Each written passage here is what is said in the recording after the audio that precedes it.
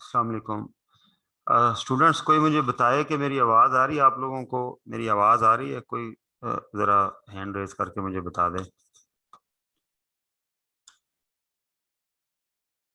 जी Ibrahim. Yes sir, proper आवाज आ रही है आपकी। Okay, thank you. अच्छा जी, लोअर और कर दीजिए।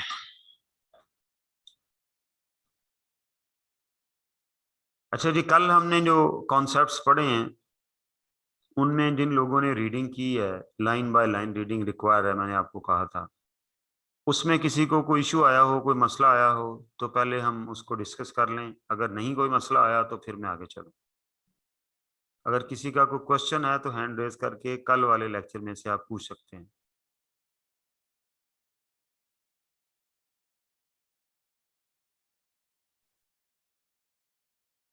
ये कौन है?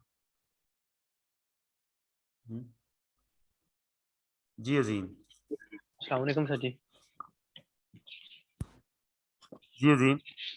अस्सलाम वालेकुम। वालेकुम सलाम। प्री पेमेंट के बारे में बता देंगे। प्री पेमेंट, जो हमने कोई पेमेंट किसी को कर दी है, तो जिस वक्त हमने उसकी पोस्टिंग करनी है, एंट्री करनी है, तो जितनी पेमेंट की है, मतलब एक मंथ की, हमने उसको एक्सपेंस पे कर दिया है, तो आगे वाला जो मंथ है वो एसेट में जाएगा सर जी? जी बिल्कुल ऐसे ही है। जो प्रीपेड पोर्शन होगा वो एसेट बनेगा, और जिसका मसलन फर्ज करें महीना खत्म हुआ, मैं महीना खत्म होने के बाद किराया देता हूँ, अज्यूम कर लें। तो जब मैं यस किराया सर। देने गया तो उसने ओनर ने कहा, लैंडलॉर्ड ने, कि भाई मुझे पैसों की ज़रूरत है, आप ऐसा करें मुझे 1 महीना ये जो गुजर गया इसका किराया दें और 2 महीने का और दे दें। अब यस मैंने सर। 3 महीने का किराया उसको 30,000 रुपया दे दिया। अब जब मैं एंट्री करूंगा तो 10,000 तो मेरा एक्सपेंस है, क्योंकि उसका यस। बेनिफिट मैं कंज्यूम कर चुका हूँ। लेकिन बाकी जो 2,000 है वो मेरा एसेट है। उसे मैं प्री पेड एक्सपेंस कहूंगा, प्री पेड रेंट कहूंगा, जिसका के बेनिफिट मैंने फ्यूचर में जाके लेना है। ठीक है। Yes sir. हाँ जी, वो यस सर। एसेट होगा। थैंक और यू जी, सर। और जी, और जी, जी अहमद, मोहम्मद अहमद। सर वो आपने क्वेश्चन दिया था ना जो कल, वो उसका आंसर नहीं सही आ रहा है। कौन सा क्वेश्चन? जो कल वो ग्रुप में शेयर किया था अच्छा, क्या मसला है उसको? सर, वो सही नहीं आ रहा है। उसका जो है ट्रायल बैलेंस वो मैच नहीं हो रहा है। उसकी कॉस्टिंग चेक करें आप।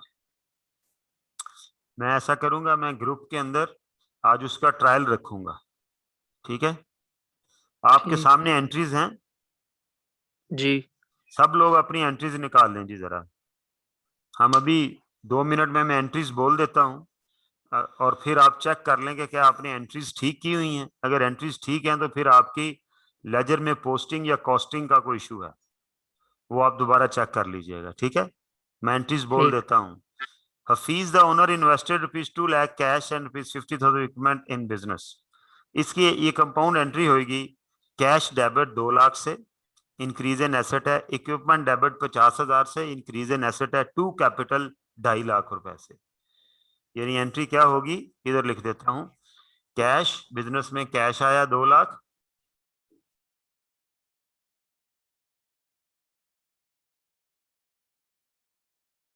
बिजनेस में कैश आया 2 लाख। ठीक है। बिजनेस में इक्विपमेंट आया, उसने कोई इक्विपमेंट दे दिए, कंप्यूटर वगैरह घर से उठा के या जहां उसने अपने पास से दिए। To capital 2.5 lakh. ये एंट्री ठीक हुई हुई है आपकी? क्या नाम था बच्चे का? मोहम्मद हम्माद अहमद। ये एंट्री आपकी ठीक है? भाई बताओ ना। बोल नहीं रहा है। नहीं, इन तीनों में से कोई नहीं है। चले जी, मैं आगे बोलता हूँ। एंट्रीज आप चेक करते जाएं। ठीक है। हटाओ इसको। Purchase office supplies for ₹15,000, cash paid ₹5,000 and remaining outstanding. Office supply stationery को कहते हैं। ठीक है। तो स्टेशनरी डेबिट कितने से? 15,000 से। टू कैश 5,000 और टू पेएबल 10,000। ये भी कंपाउंड एंट्री है, इधर लिखता हूँ। ऑफिस सप्लाईज कह लें, स्टेशनरी कह लें। Office supplies debit to cash to payable. ठीक है। 15,000, इसमें से 5,000 मैंने कैश दे दिया और 10,000 मेरा पे, 10,000 कैश दे दिया, ऐसे ही है, 5,000 कैश दिया पेएबल। ठीक है, एंट्री क्या हुई, office supplies debit to cash 5,000 से, टू पेएबल क्रेडिट 10,000 से, और ऑफिस सप्लाईज 15,000 से debit. Bought goods from Bilal and friends rupees 5,000 on credit and by cash from XYZ को रुपीज 8,000। ठीक है, बिलाल से आपने चीजें खरीदी हैं क्रेडिट पे, एंट्री क्या होगी, purchases to payable, purchases to payable, ये एंट्री चेक करें, परचेजेस टू पेएबल, ये एंट्री होगी। ठीक है, बिलाल वाली ये जो फ्रॉम बिलाल एंड फ्रेंड्स 5,000 नाम भी है और लिख भी दिया ऑन क्रेडिट, इस वजह से ये उधार है। And by cash from XYZ, इसमें नाम है लेकिन है कि कैश के जरिए खरीदा है, बाय कैश, तो इसकी एंट्री क्या करेंगे, परचेजेस टू कैश, कितनी अमाउंट से, 8,000 से।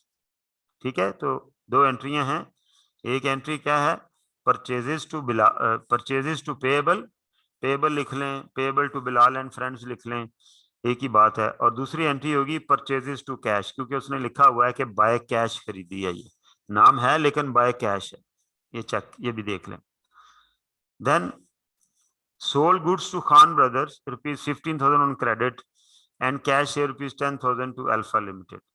जो उधार बेचा है उसकी एंट्री क्या होगी इस 15,000 की, receivable to sale, Khan Brother का नाम लिखना है तो वो भी लिखा जा सकता है, receivable from Khan Brother to sale 15,000 से, और जो चीजें कैश में बेची उनकी एंट्री क्या होगी, कैश टू सेल 10,000 से वो एंट्री हो जाएगी। ठीक है, okay. Paid the remaining amount of for purchases of office supplies, office supplies के 10,000 जो मैंने पेएबल बुक किए थे वो आप दे दिए, उसकी एंट्री क्या होगी, पेएबल टू कैश, उसकी एंट्री क्या होगी, पेएबल टू कैश।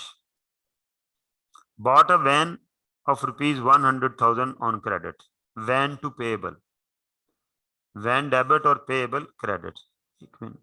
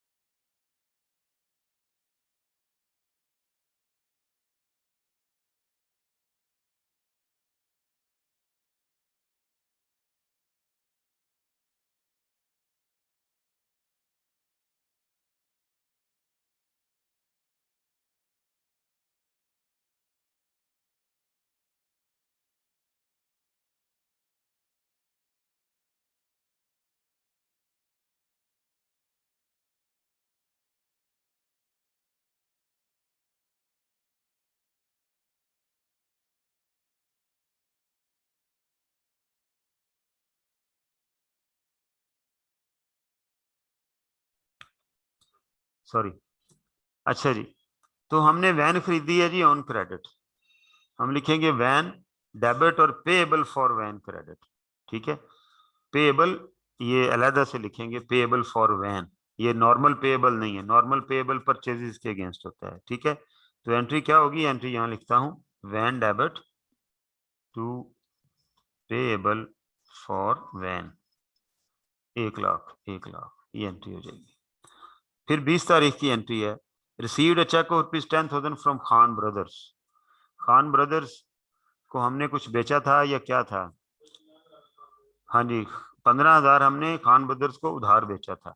ठीक है, तो यार इसको थोड़ा सा अगर हम इधर कर लें हो सकता है कि नहीं, शीट पे करना पड़ेगा, चलो ठीक है, नो वरीज। अच्छा, खान ब्रदर को हमने 15,000 का उधार बेचा था, उन्होंने हमें क्या किया, 10,000 रुपया दे दिया। ठीक है, यहाँ लिखा हुआ होगा received cheque of ₹10,000 from Khan Brothers. तो जब चेक रिसीव होता है तो इसे भी कैश ही ट्रीट करते हैं, तो एंट्री क्या होगी, cash to receivable from Khan Brothers. जब बेचा था तो एंट्री की थी receivable from Khan Brother to sale, अब उसके अगेंस्ट कैश आया तो एंट्री क्या करेंगे, cash to receivable from Khan Brothers. ठीक है जी। उसके बाद आएगा issued a cheque of ₹5,000 to Bilal and Friends for goods purchase on credit. ठीक है, इसकी एंट्री क्या होगी, इसमें हमने चेक दिया है, चेक हमने जब दिया है तो बैंक से ये पेमेंट की होगी। ठीक है, अल्टीमेटली एक्चुअली होना ये चाहिए था कि पहले कोई एंट्री आती जिसमें बैंक अकाउंट खुलता, उसमें पैसे डिपॉजिट होते और फिर ये पेमेंट होती। तो बहरहाल अगर बैंक से पेमेंट होती है तो बैंक भी कैश ही की तरह होता है। जब बैंक का बैलेंस कम होगा तो वो डिक्रीज इन एसेट होएगा, क्रेडिट करेंगे। जब बैंक बैलेंस बढ़ेगा तो इंक्रीज इन एसेट होगा, उसको डेबिट करेंगे। तो चेक पे करने से बैंक बैलेंस कम होता है, तो एंट्री क्या करेंगे, ये पेएबल टू बैंक, ये वाली एंट्री जो है इसकी एंट्री क्या होगी, payable debit to bank. Bilal से जो उधार खरीदा था ना उस वक्त पेएबल बुक किया था, यहाँ पर हमने इस जगह पे ये हमने उधार खरीदा था, तो अब मैंने उसे 5,000 का चेक दिया, तो एंट्री क्या करेंगे, payable to bank. Sold goods to Beta Limited on credit, ये क्या एंट्री है, ये है जी receivable from Beta Limited to sales. जिसको उधार दिया हुआ उसका नाम जो है वो डेबिट करना है, रिसीवेबल डेबिट कर दिया। ठीक है, उसका paid electricity bill amounted to ₹10,000, electricity to cash. Hafeez withdrew goods of ₹1,000 and cash of ₹10,000 from business for home use. इसके ऊपर मेरी आपसे डिस्कशन होनी है अभी, शीट निकालो। देखिए, दो बातें मैं अभी आपसे शेयर करूंगा। आज की डिस्कशन है वो कॉन्सेप्ट तो साथ साथ चलते रहेंगे। उसमें एक है बैंक।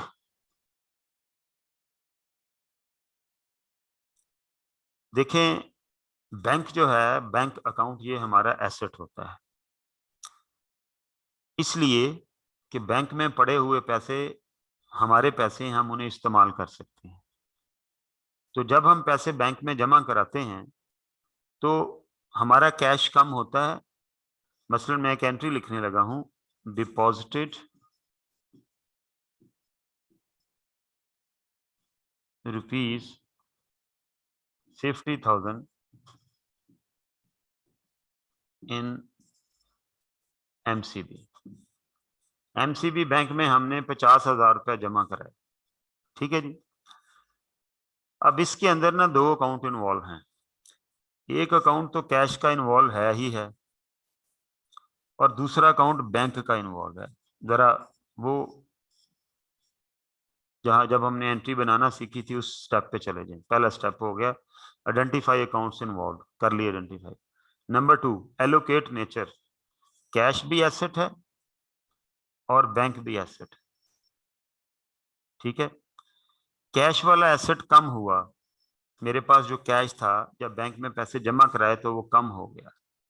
ठीक है, और बैंक वाला एसेट बढ़ गया। बैंक मेरा एक गल्ला है जो बैंक के अंदर पड़ा हुआ है, उसके अंदर पैसे पड़े हुए हैं। ठीक है, डिपॉजिटर के हिसाब से सोचें। तो अब अप्लाई रूल कर दें, decrease in asset is always credited और increase in asset is always debited. तो फिर एंट्री क्या हुई, bank debit, bank account to cash account. कितने से जी, 50,000 से। ये एंट्री हो। ठीक है जी। इसी तरह जब हम बैंक से पेमेंट करते हैं, किसी को हम चेक देते हैं, यहां पर मैं लिखता हूं पेड अली एंड को बाय चेक। ठीक है, पेड अली एंड को बाय चेक। तो हम क्या एंट्री करेंगे, हम पहले अली एंड को मैंने, बल्कि जो ट्रांजैक्शन यहाँ है ना वही वाली ट्रांजैक्शन लेते हैं। जो इधर शीट में है वो निकालो जरा, वो ट्रांजैक्शन निकालो।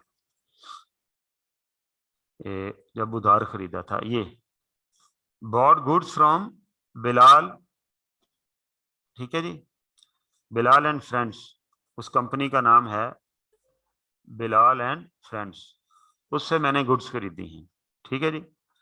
तो ये वाली entry, bought goods from Bilal and friends. तो हमने एंट्री इसकी क्या की थी, हमने एंट्री की थी परचेजेस डेबिट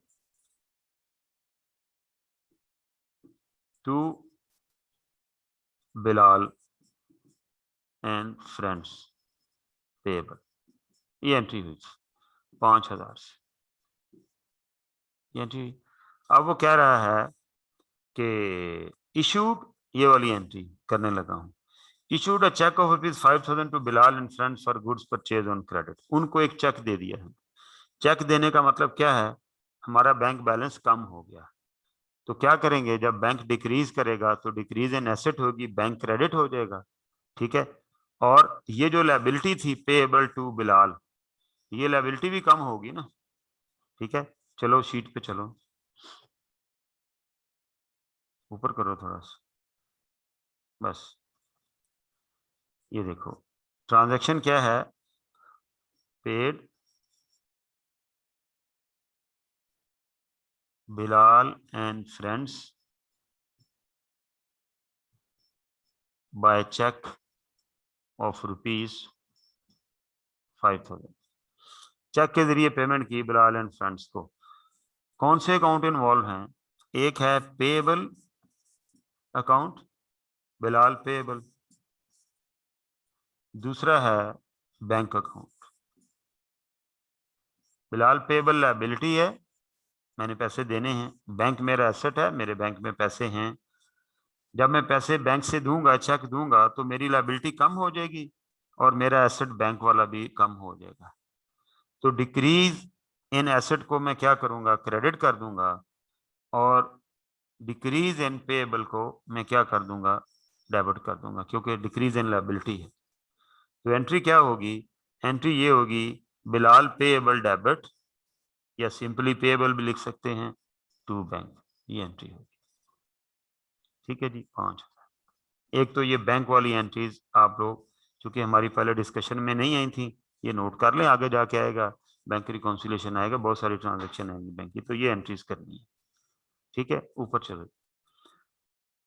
अच्छा जी, दूसरा जो कॉन्सेप्ट है आज क्लियर करना है, वो है जी ड्राइंग्स का।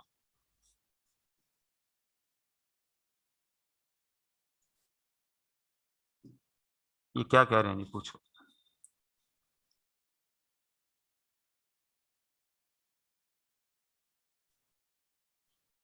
जी निमरा,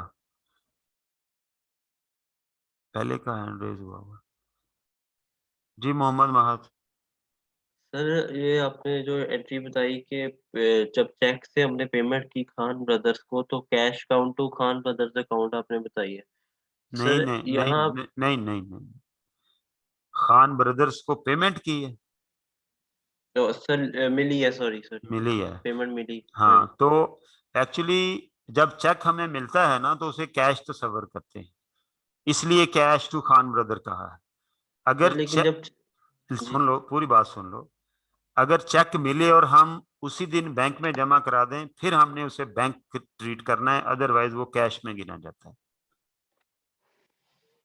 ठीक है सर। ठीक है। और सर और सर वो जो ऑफिस सप्लाईज है उसको हम आगे जब अगली पोस्टिंग करेंगे उसकी, तो उसको एसेट ट्रीट करेंगे या एक्सपेंस ट्रीट करेंगे? ऑफिस सप्लाईज आमतौर पर एक्सपेंसिव होती हैं, स्टेशनरी कंज्यूम हो जाती है, उसे एक्सपेंस ट्रीट करेंगे। सर तो उससे वैसे, और मैंने एसेट ट्रीट किया है, तो अब तो आंसर मैच हो गया बैलेंस बेटा, शीट का अब तो। बेटा एसेट का बैलेंस डेबिट होता है उस अकाउंट का, ठीक है। जी सर। तो एक्सपेंस ट्रीट करोगे तो टाइटल चेंज होना है, बैलेंस तो फिर भी वही है ना, सही हो, ठीक सर। सही है ना, फिर भी टैली रहेगा, आपका एक टाइटल चेंज हो जाएगा। दूसरा, क्लोजिंग बैलेंस की जगह आप कंप्रीहेंसिव इनकम लिख देंगे, नेचर तो उसकी डेबिट ही रहनी है ना, तो इसलिए बैलेंस टैली रहेगा, ठीक है। ठीक। ओके, अच्छा जी, साद बिन अयूब जी भाई,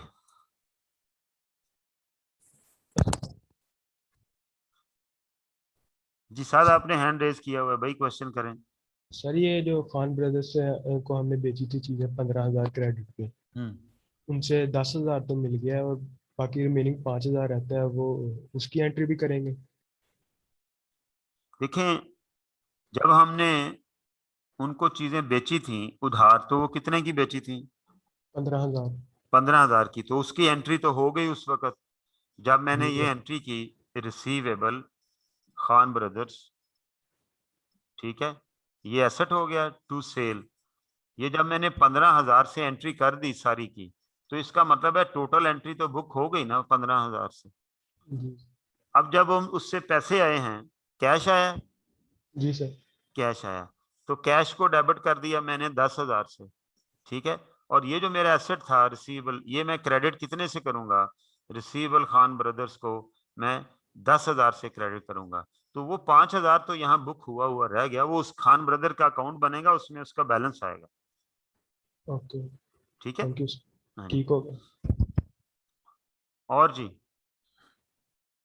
जी निम्रा। सर जो कैपिटल का अकाउंट है वो दो एंट्रीज नहीं बना सकते, आपने एक ही एंट्रीज में तीनों किया, तो अगर cash to capital to capital कर लो, ठीक है।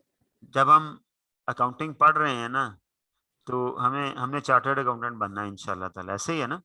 तो फिर हमें चार्टर्ड अकाउंटेंट्स की तरह काम करना चाहिए ना, ठीक है। जब हमें कंपाउंड एंट्री का कॉन्सेप्ट है, तो हम दो अलग-अलग एंट्रीज क्यों बनाएं? कैसे, ठीक है बन सर। और सकती हैं, ना, बन सकती हैं, लेकिन अच्छी प्रैक्टिस नहीं है ये। Okay sir. जी सर और ना ये जो बैंक का लेजर है वो हम अलग बनाएंगे ना, कैश के साथ जी मिक्स नहीं बिल्कुल, करेंगे? कैश का लेजर अलहदा है, बैंक का लेजर अलहदा है। कैश के लेजर का मतलब है कितना कैश हमारे पास पड़ा हुआ है, बैंक के लेजर का मतलब है कि कितना हमारा जो कैश है वो बैंक में पड़ा हुआ सर और ना यहाँ पे आपने पेबल फॉर वैन लिखाया है।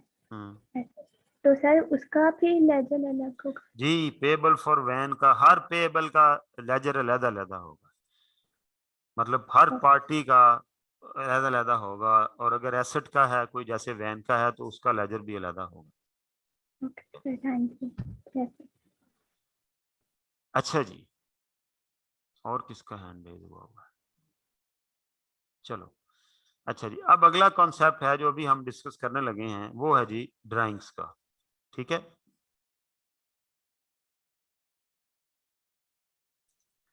देखें, बिजनेसमैन ना अपनी जरूरत के तहत बिजनेस से कैश ले सकता है, तो हम ये नहीं कहेंगे कि जी उसने अपना कैपिटल वापस ले लिया। हकीकत में ऐसे ही है, जब वो ड्राइंग करता है तो वो अपना कैपिटल वापस ले रहा होता है, ठीक है। जब वो ड्राइंग करता है तो वो अपना कैपिटल वापस ले रहा होता है, लेकिन हमने उसे कैपिटल की वापसी ट्रीट नहीं करना, हमने एक अलहदा अकाउंट खोलना है। जितने पैसे उसने हमसे लिए हुए होंगे बिजनेस से, वो उस अकाउंट के अंदर रखेंगे, और उस अकाउंट का नाम होगा ड्राइंग्स अकाउंट।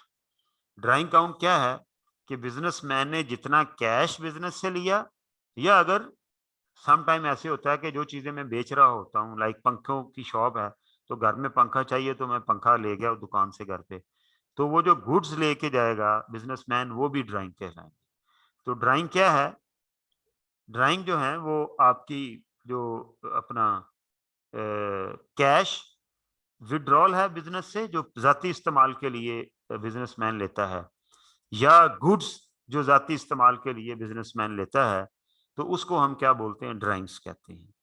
जैसे कैपिटल बिजनेस की लायबिलिटी होती है कि बिजनेस ने कैपिटल, वो पैसा है जो बिजनेस ने वापस करना होता है, इसी तरह ड्राइंग बिजनेस का एसेट होता है। ये वो पैसा है जो बिजनेस ने वापस लेना है, ठीक है। हाँ, साल के आखिर में जाके हम लेना देना नेट कर लेंगे, वो एक अलहदा बात है, लेकिन हिसाब पूरा साल अलहदा रखेंगे। यानी जो पैसे बिजनेसमैन लेके जाएगा, जो उसने दिए थे वो हमने एक अलहदा अकाउंट में रखे, उसका नाम रखा कैपिटल, और जो उसने लिए वो भी एक अलहदा अकाउंट में रखेंगे, उसका नाम होगा ड्राइंग, ठीक है। चाहे वो पैसे ले, चाहे वो कोई गुड्स ले, ठीक है जी। तो अब ये वाली जो ट्रांजैक्शन है, ये जो अभी फर्ज करें मैं एक ट्रांजैक्शन लिखता हूँ, मैं लिखता हूँ जी प्रोप्राइटर। प्रोप्राइटर किसे कहेंगे? जो ओनर है बिजनेस का, proprietor taken rupees 20,000 cash for personal use. Personal use के लिए उसने 20,000 कैश लिया, ठीक है। अब इसके अंदर दो अकाउंट इन्वॉल्व हैं। एक अकाउंट है कैश का, कैश बिजनेस से जा रहा है ना, बिजनेस बन के सोचे। और एक अकाउंट है ड्राइंग का, कि जब वो बंदा ऐसे पैसे लेता है तो उसका नाम नहीं लिखते जैसे बाकी पार्टियों का लिखते हैं, उसको ड्राइंग्स कहते हैं। उसे हम क्या बोलते हैं? ड्राइंग्स कहते हैं। कैश जो है ये क्या है? ये बिजनेस के लिए एसेट है। ड्राइंग भी बिजनेस के लिए एसेट है। ये वो पैसे हैं जो अगर हिसाब किताब होगा तो मैं वापस लूंगा या मैं एडजस्ट कर दूंगा उसके पेबल के अगेंस्ट। तो ये मेरा एसेट हुआ ना, फ्यूचर में मैंने रिकवरी करनी है या उसके जो कैपिटल वाले पैसे देने उसके अगेंस्ट एडजस्ट कर दूंगा। तो ये वाला कैश कम हुआ जब मैंने बिजनेस से पैसे गए, और ड्राइंग वाला एसेट इंक्रीज हुआ, मेरे लेने के राइट जो थे लेने का वो इंक्रीज कर गया। तो ये जो कैश वाला एसेट है ये जब डिक्रीज होगा तो इसे क्रेडिट करेंगे, और ड्राइंग वाला एसेट जब इंक्रीज होगा तो इसे डेबिट करेंगे। तो एंट्री क्या होगी? Drawings to cash. क्या एंट्री होगी? Drawings account to cash account. कितनी अमाउंट से? वट एवर 20,000, ये एंट्री हो जाए, ठीक है। अब अगर कैश की बजाय वो गुड्स ले जाता तो फिर ये वाली जो कैश है इसकी बजाय क्या आ जाना था? टू परचेजेस आ जाना था, ठीक है। अगर वो दोनों ले जाता तो दोनों आ जानी थी, कि कुछ वो कैश ले गया, कुछ वो गुड्स ले गया। तो कैश के लिए कैश क्रेडिट, गुड्स के लिए परचेजेस क्रेडिट, ठीक है। अब आप क्या करें? अब जरा एंट्री पढ़ें जो आप लोगों ने इसमें थी, ये देखें। Hafeez withdrawn goods of ₹1,000 and cash of ₹10,000 from business for home use। उसने अपने जाती इस्तेमाल के लिए 1,000 रुपए की गुड्स और 10,000 रुपए का कैश विड्रॉ किया। अब इसकी एंट्री करते हैं। अब इसके अंदर 3 अकाउंट इन्वॉल्व है, ठीक है जी। ओनर है हफीज, लिहाजा एक तो ड्राइंग का अकाउंट इन्वॉल्व है सर। ड्राइंग्स कितने की ड्राइंग्स हैं? 11,000 की। 10 जमा 1,000, 11,000, ठीक है जी। दूसरा अकाउंट कैश का इन्वॉल्व है। कितना कैश उसने लिया? 1,000। तीसरा अकाउंट परचेजेस का इन्वॉल्व है। ओके, कैश 10,000 है जी, परचेजेस उसने ली कितनी? 1,000। ये हो, ठीक है। अब इनको नेचर एलोकेट कर दें। ड्राइंग एसेट है, कैश एसेट है, परचेजेस भी एसेट ही होती हैं, सारे हमने इन्हें बेचना होता है, ठीक है। ये जो कैश वाला ड्राइंग वाला एसेट है ये इंक्रीज हो रहा है। पहले मैंने ओनर से नहीं पैसे कोई भी लेने थे, अब मैंने ये पैसे लेने 11,000। कैश वाला एसेट डिक्रीज हो रहा है, मेरे पैसे कम हो गए, मेरी परचेजेस भी कम हो गई। Increase in asset is always debited, decrease in asset is always credited. ये भी डिक्रीज है और ये भी डिक्रीज है। तो क्या एंट्री बनी? एंट्री ये बनी, ड्राइंग्स अकाउंट डेबिट कितने से? 11,000 से, to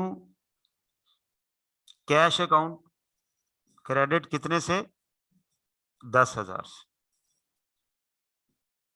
to purchases account credit कितने से? 1,000 से। लो जी, ये एंट्री होगी। ये एंट्री, सॉरी, ये हमारी डिस्कशन नहीं हुई थी, ये एंट्री हमने बीच में हमें डाल दी। ये पहले डिस्कस होनी चाहिए थी, फिर उसमें शामिल होनी चाहिए थी, ये हमारी मिस्टेक है, ठीक है जी।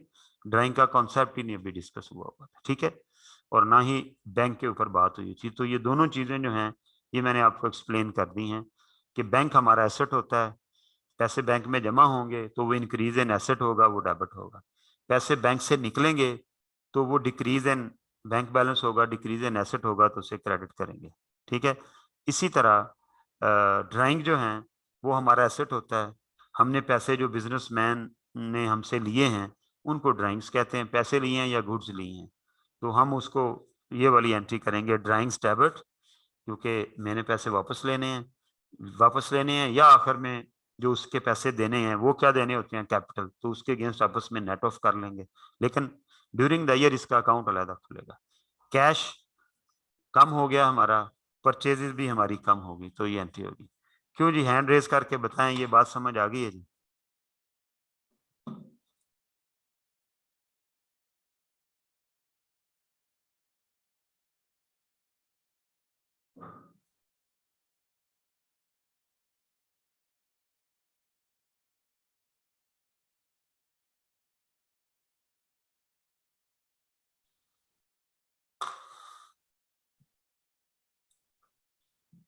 ओके, हैंड रेज करें जी, हैंड रेज करें जिनको ये ड्राइंग्स और बैंक वाली एंट्रीज की समझ आ गई है। ठीक है जी, आगे चलते हैं। अब आप क्या कीजिएगा, अपनी एंट्रीज, मैंने सारी एंट्रीज आपको बोल दी हैं, मकसद आपकी प्रैक्टिस करवाना है। मैंने बोल दी सारी एंट्रीज, लिख लिख के भी बता दी, ये 2 एंट्रीज थी, ये पर्टिकुलरली डिस्कस भी कर ली। होमवर्क आपका वही क्वेश्चन दोबारा है, आप अपनी एंट्रीज दोबारा देखिएगा, उनकी पोस्टिंग दोबारा कीजिएगा, लेजर की कॉस्टिंग दोबारा कीजिएगा, ट्रायल दोबारा बनाइएगा, तो इंशाल्लाह ताला ये कोई इशू नहीं रहेगा। अगर फिर भी कोई मसला आया तो हम कल वाली क्लास के अंदर दोबारा देख लेंगे इसको, ठीक है जी? ओके,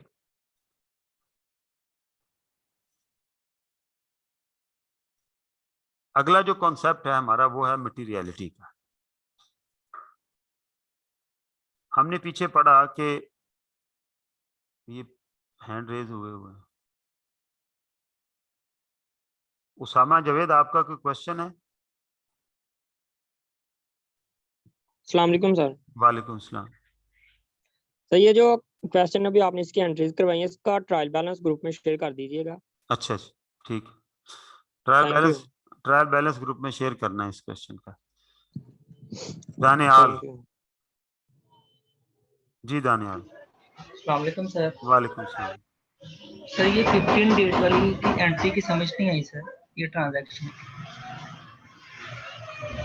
सर ये paid the remaining amount for purchases of the office supplies through cash, इसमें सर अमाउंट तो उन्होंने लिखी नहीं, फिर हम क्या भाई लिखें? भाई रिमेनिंग अमाउंट लिखा हुआ है, इसको लिंक करें पहली दूसरी एंट्री के साथ। टोटल सप्लाईज कितने की खरीदी हैं, उसमें से कितने पे कर दिए और बाकी ये पे करेंगे, ये अमाउंट होगी उसकी। ठीक है सर, थैंक यू। अच्छा जी, अब्दुल बासित। वालेकुम। सर अक्रूवल बेसिस का पॉइंट नंबर 2 बता रहे हैं। अक्रूवल बेसिस का पॉइंट नंबर 2, अच्छा जी। मोइनुद्दीन, आपका क्या क्वेश्चन है भाई? जी भैया, आपने हैंड रेज किया हुआ है। सर वालेकुम सलाम। सर आपने कहा है कि ऑफिस सप्लाईज को जो है एक्सपेंस ट्रीट करना है, तो वो कॉम्प्रिहेंसिव इनकम में उसका इफेक्ट जी जाएगा। जी सर जी। जो हमने परचेजेस सेल करनी है तो उसकी कॉस्ट ऑफ सेल भी तो सेल्स के नीचे मेंशन करनी है, तो वो कितनी मेंशन करेंगे? हम यही अज्यूम कर लें कि सारी परचेजेस हमारी सेल हो गई। हाँ जी, जाहिर है कोई स्टॉक के बारे में नहीं बताया हुआ, तो जितनी परचेजेस थी वो सारी सेल हो गई। तो सर ग्रॉस प्रॉफिट से सर उसके बाद अदर एक्सपेंसेस में सप्लाईज का ये जो जी जी एक्सपेंस है जी जी, बिल्कुल बिल्कुल बिल्कुल। ठीक है सर, थैंक यू। जी निम्रा, आपका क्वेश्चन है? सर जैसे हमारा जो पेरेबल के लिए हमारा लेजर अलग बनेगा, वैसे जो ना ड्राइंग परचेजेस हैं जो ड्राइंग्स में आई है उसके लिए भी अलग बनेगा? नहीं, ड्राइंग्स का एक लेजर बनना है, चाहे वो कैश हो चाहे वो परचेजेस हो, ठीक है? सर जो ओनर ने परचेजेस ली है बिजनेस से उसका। नहीं, उसका अलहदा, उसका एक ही अकाउंट बनना है ना, उसका नाम हमने ड्राइंग्स रखा है, चाहे वो कैश ले चाहे वो परचेजेस ले, उसका नाम हमने क्या रखा है? ड्राइंग रखा है। तो ड्राइंग का एक ही अकाउंट बनना है। लेजर भी? जी, अल्लाह की कसम। सर और ना यहाँ पे ना कंप्लीटनेस में ना एक क्वेश्चन है सर, वहाँ पे उन्होंने कहा है कि ना उन्होंने रिसीव नहीं किया था इनवॉइस, इसलिए उसकी ना अगर उन्होंने रिसीव कर लिया हो इनवॉइस तो उसकी कंप्लीट करेंगे? हाँ जी, जाहिर है जब इनवाइस हमें आ जाएगी तो हम उसकी एंट्री रिकॉर्ड कर लेंगे, क्योंकि हमें इनवाइस आ गई। अगर हमें इनवाइस नहीं भी आई और हमने उसका बेनिफिट ले लिया, बिल नहीं आया, तो फिर भी मैं उसको रिकॉर्ड करूंगा। कंप्लीटनेस का तकाजा यह है कि इनवाइस आने के ऊपर बिल नहीं बुक होना। कंप्लीटनेस का तकाजा यह है कि आपने बेनिफिट ले लिया है तो खर्चा बुक करें, इनवाइस भले बाद में आती रहेगी, ठीक है? सर और कंसिस्टेंसी में भी एक पॉइंट है जो भी जी सर उन्होंने कहा है कि ना ये चेंज कर सकते हैं अगर ना ये रूल्स मतलब अगर नए रूल्स के लिए रिक्वायर्ड है चेंज करने के जी लिए, जी जी अगर यूजफुल हो यूजर के लिए। जी जी बट जी अगर मेकर जैसे कि ना एग्जांपल में है कि मैनेजर के लिए वो यूजफुल होगी, अगर वो कर दे, अगर मेकर के लिए यूजफुल हो तो कंसिस्टेंट नहीं होगा। नहीं, एक्चुअली ये एक बैड इंटेंशन के साथ हो रहा है। ये यूजर के लिए यूजफुल नहीं है, ये जो मैनेजर कर रहा है वो तो अपना प्रॉफिट बढ़ाने के लिए कर रहा है। इस वजह से ऐसा करना मुनासिब नहीं है जैसा इसने किया हुआ है। ओके, एक बच्चे ने कोई और पॉइंट बोला है, किस में कह रहा है वो?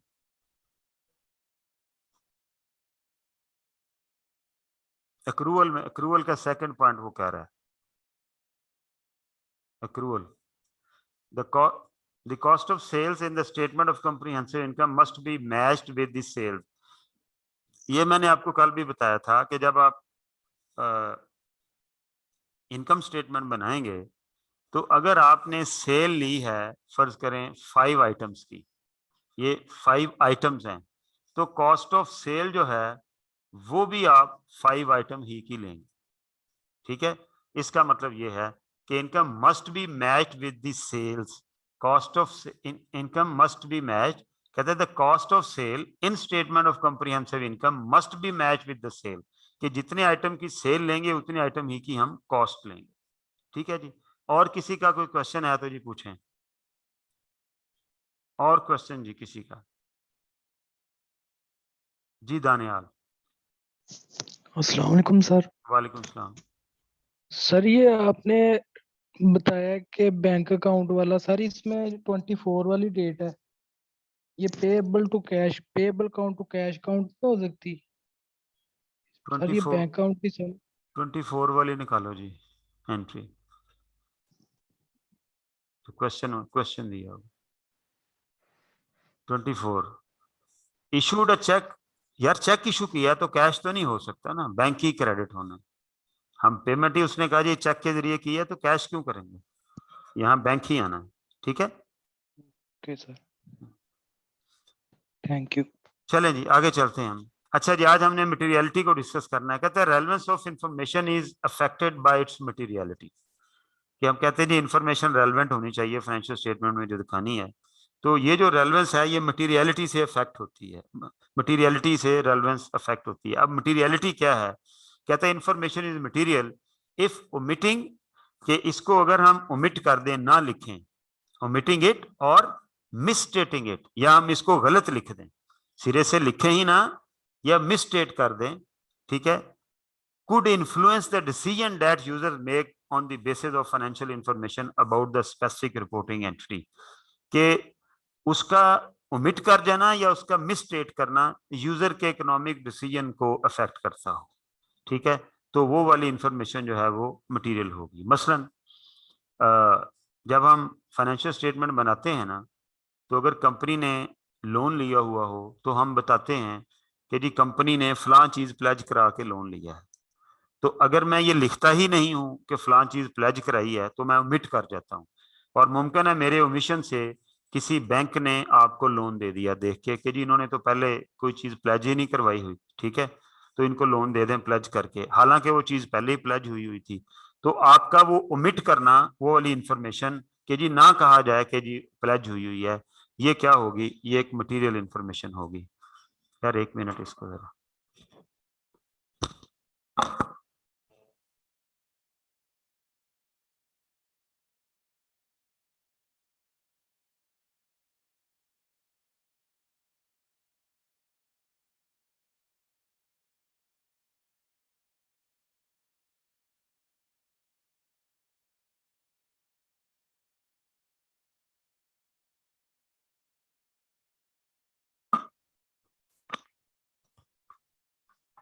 अच्छा जी, तो किसी इंफॉर्मेशन का ना बताना या उसका गलत बताना से अगर यूजर जिसने फाइनेंशियल इंफॉर्मेशन को देख के, फाइनेंशियल स्टेटमेंट को देख के को फैसले करने हैं, उसके फैसले गलत रॉन्ग हो जाते हैं, मतलब अगर उससे बताएं तो उसका फैसला और हो, ना बताएं तो फैसला और हो, ऐसी इंफॉर्मेशन मटेरियल कहलाए। An error which is too trivial to affect a user, trivial का मतलब है बुनियादी, कि वो यूजर को अफेक्ट करेगी।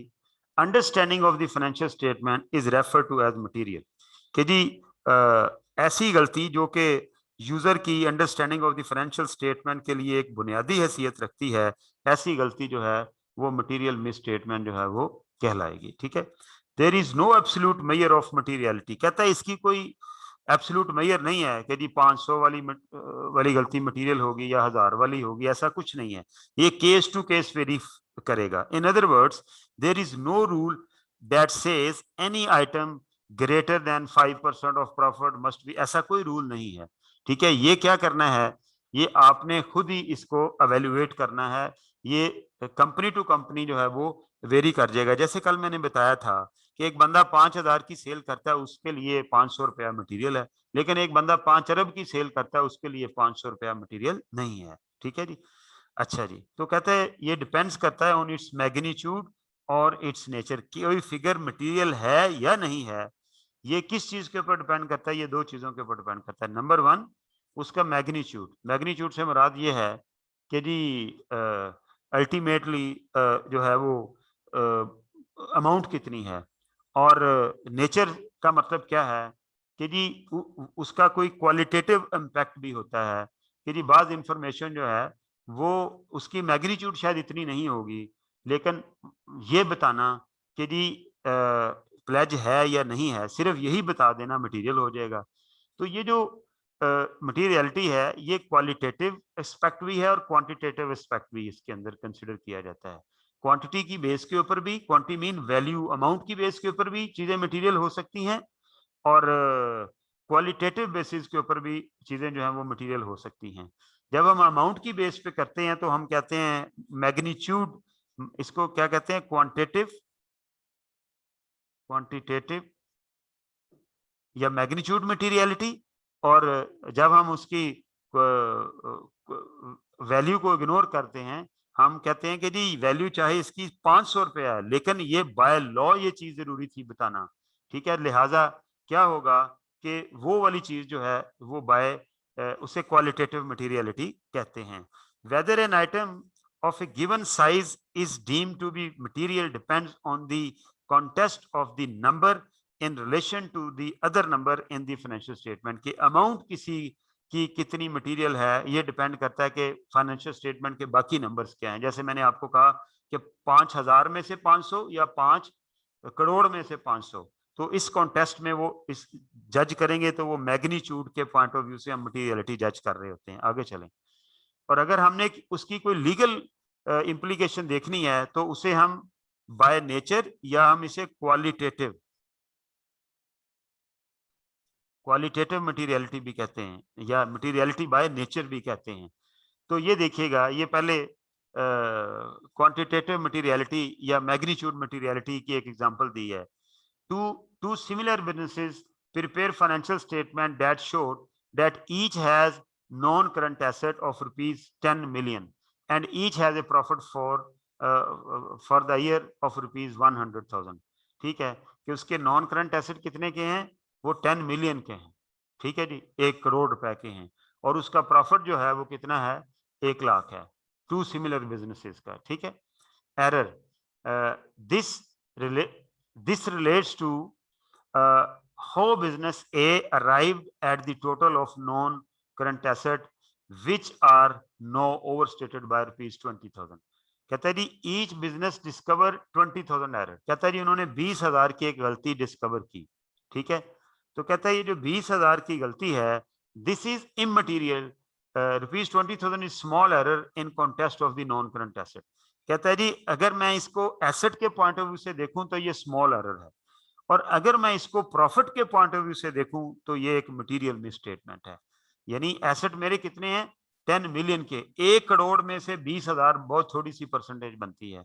ठीक है, और अगर मैं कहूं कि ये मैंने प्रॉफिट के साथ इसका कंपैरिजन करना है, तो फिर ये गलती अगर प्रॉफिट को अफेक्ट कर रही है तो फिर ये मटेरियल है। क्यों कि 20,000 की गलती जो है वो कम से कम 1 लाख के प्रॉफिट का 20% बन रही है, जबकि ये 20,000 1 करोड़ रुपए का पता नहीं कितने परसेंट बनेगी, शायद 0.02% बनेगी। ठीक है, 1 करोड़ का 2% लेंगे तो ये बन जाएगा 2 लाख, और 20,000 डिवाइडेड बाय 10 million करो, वो ना 0.02% बन जाएगी। ठीक है 0.0, तो वो मटेरियल नहीं है। अब ये वाली बात जो अभी आपको मतलब सिर्फ एक कॉन्सेप्ट को समझना है, अभी आप ये मटीरियलिटी डिफरेंट चीजों की जज करने की ना जरूरत है, ना आपका कोई ऐसा क्वेश्चन आएगा, सिर्फ आपको मटीरियलिटी का कॉन्सेप्ट पता होना चाहिए।